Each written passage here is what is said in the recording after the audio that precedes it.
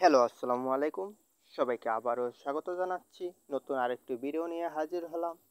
আজকের ভিডিওটা হলো কি দিলে বেগুন গাছের ফুল এবং ফল খুব তাড়াতাড়ি আসবে এবং ফলন বেশি হবে, বিস্তারিত আলোচনা।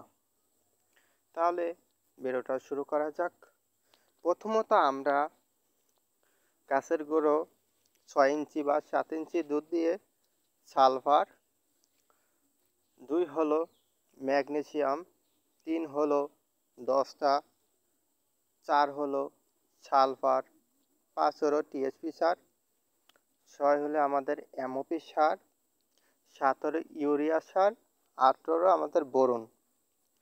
এগুলো আমরা একটু গাছের গোড়ো থেকে দুধ দিয়ে দিব, দিয়ে আমরা গাছের গোড়োটা মাটি দিয়ে দিব।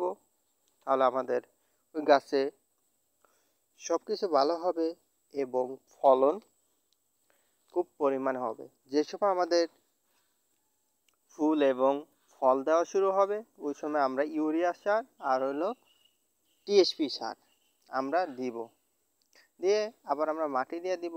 সাথে আমরা জীব সার ব্যবহার করব, জৈব সার ব্যবহার করব। এতে আমাদের গাছের গুণাগুণ ভালো হয়ে থাকে এবং জৈব সারে আমাদের ভিটামিন এবং হয়ে থাকে। ভিটামিনের জন্য আমাদের গাছ ভালো হয়ে থাকলে আমাদের ফলনও ভালো হবে। এবং আমরা কিছুদিন পর পরে আমরা কাটিং করব এবং ফলন ধরলে আমরা গাছের পরিচর্যা করব। খুব সহজে আমাদের অল্প সময়ের ভিতরে আমাদের গাছে ফুল ফল চলে আসবে। তো ভিউয়ার্স, আপনারা এরকম যদি করতে পারেন তাহলে অল্প সময়ের ভিতরে গাছে ফুল এবং ফল চলে আসবে। আজকে এখানেই বিদায় নিচ্ছি। সকলে ভালো থাকবেন। আল্লাহ হাফেজ। আসসালামু আলাইকুম।